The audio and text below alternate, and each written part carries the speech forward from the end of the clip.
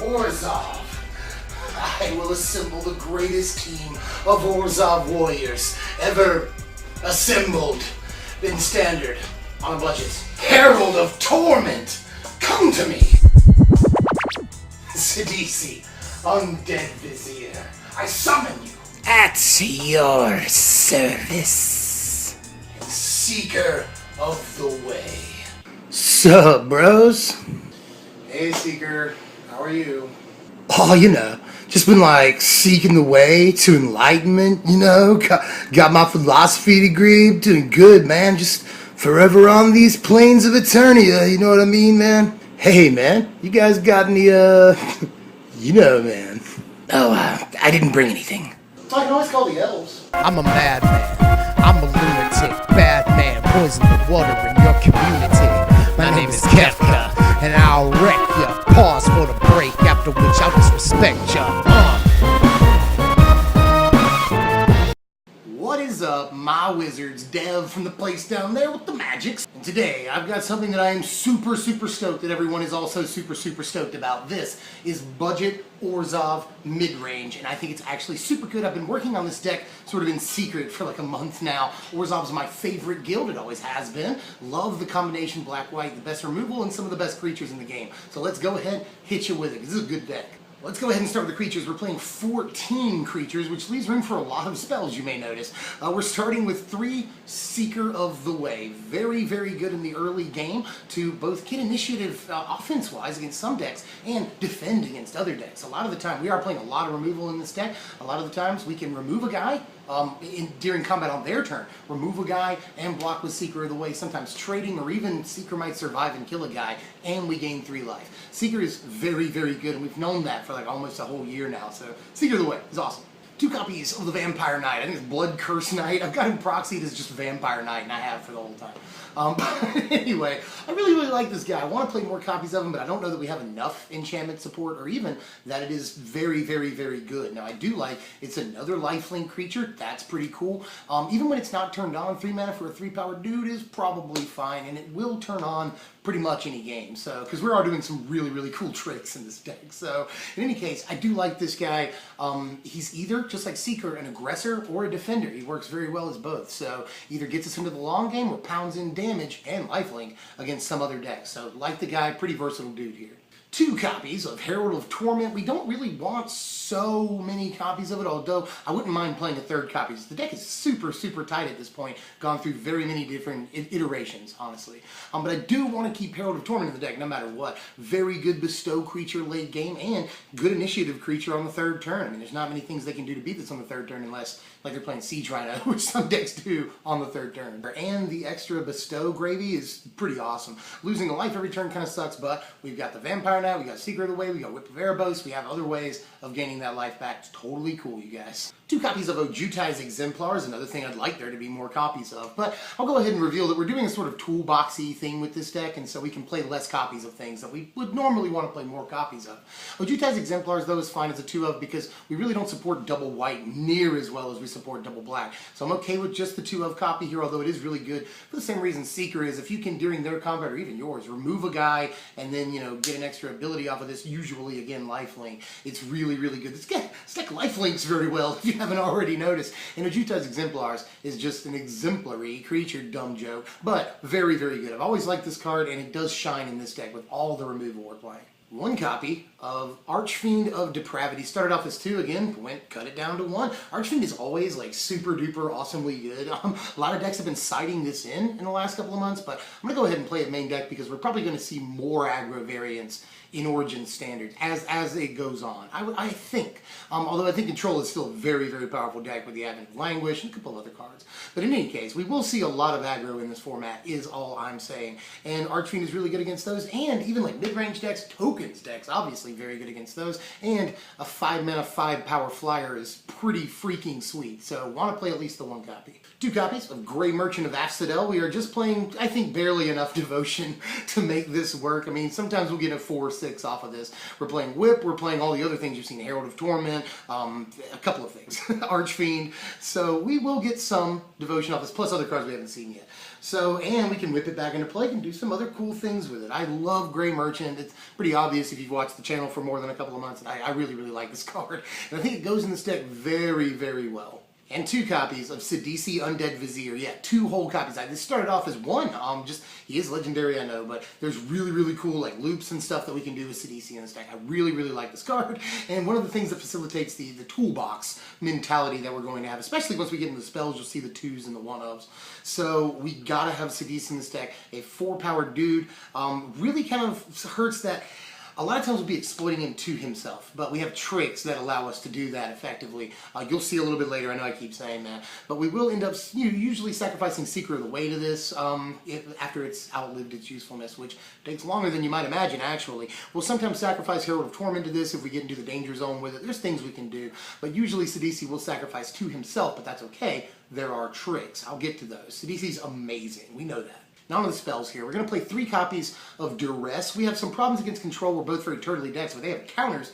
We don't have counters, and we have a grip full of removal that's fairly dead against control, so we need to be able to resolve our creatures and our other big spells that we just have to resolve to win the game. We do have ways to get around our creatures being removed and things like that, but we have to resolve certain spells to make that happen. Duress goes a long way towards that. Plus other mid-range decks. I mean, Abzan plays a ton of removal, so Duress will usually find a pretty good target. And even if it's like heroic and you can get a Tarkus command with this, love Duress. I'm going to go ahead and give you all the removal like super fast here because we're playing a very wide and diverse suit of removal. We're playing 1 copy of Ultimate Price. Wouldn't mind if you wanted to do 2 because we are going to see a lot of monocolored aggro, I think, in this format, especially at F&Ms. So wouldn't mind doing 2 copies. And it kills Stormbreath Dragon, which we have a bit of an issue with if we don't get the right removal. So probably might want to play 2, but I'm just going with the 1 here.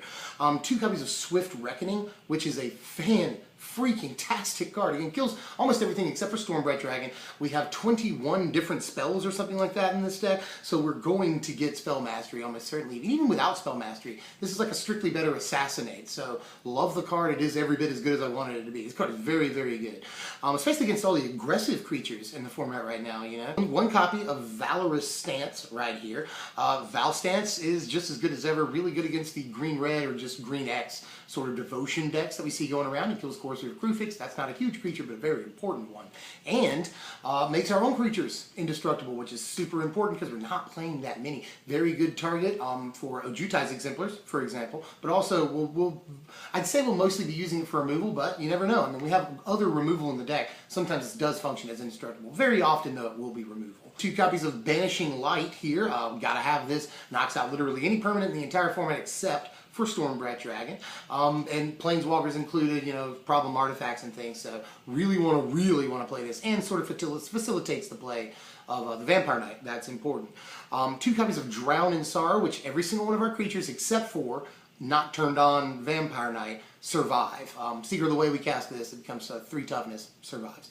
Drown in Sorrow, again, very important against other aggro variants in the format, which we will see a lot of goblins, elves, specifically some soldiers. Some more removal. 2 copies of Utter End. If you want to do 1 Utter End and 2 Ultimate Price, I could understand that. Depends on how many Stormbreaths you're seeing in your format, but Utter End is really, really good. That's a fantastic card. 1 copy of Murderous Cut. We are, again, 21 spells or so, so we're going to be able to delve this out like super duper easy, and Murderous Cut's an all-star. 1 copy of Crux of Fate, our only real straight up mass removal. Kills dragons that we sometimes have a problem with. Ice Stormbreath, Ojutai, that's an important card. And that's all the removal as far as I know. Yeah, I think I've covered it all. That's a ton of removal, honestly.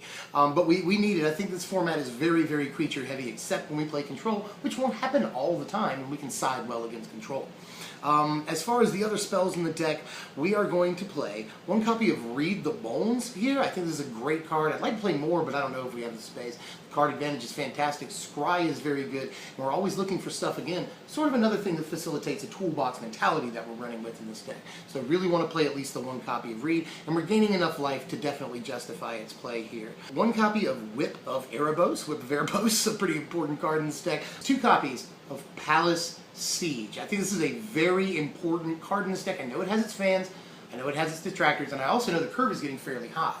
But Palace Siege has so many cool tricks that it's awesome. And gives us a certain amount of inevitability, especially against other aggro decks if we can establish sort of a soft lock with removal, especially post boards. So I love Palace Siege. Very, very good card for the deck. Helps us get Sidisi back every single turn and basically, you know, go get whatever we want. So that's really, really awesome too. I love Palace Siege. And we're also playing one copy of Dark Petition, something else that facilitates the toolbox mentality. If you have Hero's Downfall or a couple of bucks, go get Hero's Downfall, put them in the deck because obviously it's very, very good. And you can Dark Petition, and if you have Spell Mastery, which we like always will, then you can go get a Hero's Downfall and just play it for free. If you have one white mana open after you do this, then you can do pretty much anything removal-wise in the entire deck. You can do literally anything except play like Ojutai Exemplars. You might need like one more mana to play all the big creatures and maybe a Palace Siege if you go get that. But in any case, it's very good. Let me just say that. I was not sure that Dark Petition was going to be good, but I'd rather have it over a third Sidisi in this deck at this point, definitely. Goes and gets stuff, and we can often play it right away, which is very, very important. We can't always do that with Sidisi. Love it, and contributes to Swift Reckoning's spell mastery, so that's pretty cool too. Love it. And one copy here to finish off the main deck of Secure the Waste. This is a very, very flexible slot, but I went with Secure here. Helps us have creatures to sacrifice to Sidisi and can be just a finisher in the late game, and it contributes to Spell Mastery. So I think there's multiple reasons to play this card, but I'm not sure that it's the absolute best fit for the deck. Also kind of wanted to play Wingmate Rock, sorry, but I wanted to play a 2 of, and I really didn't have 2 slots, so I didn't end up playing it. I'd rather play this as a 1 of. But let me know how you feel about that, because there's lots of suggestions for this slot. Soul of Theros is an idea, maybe even Soul of Innistrad. So like the different things we can do at this slot, and maybe just another piece of removal. But I also think that this is a very good card late game, especially if we're not playing against mass removal or anything like that. Love this card. And we can always play it at the end of their turn. That's pretty cool too. Onto the lands, we're playing 25 of them because, you know, we're a mid-range deck. We really need our drops. This is where a lot of the money is in the deck, and I'm sorry about that, but I suggest playing Temple of Silence almost no matter what, to be honest. We need our scry. We're not super worried about curving out for the most part. We're more of a later game, mid-rangey sort of deck.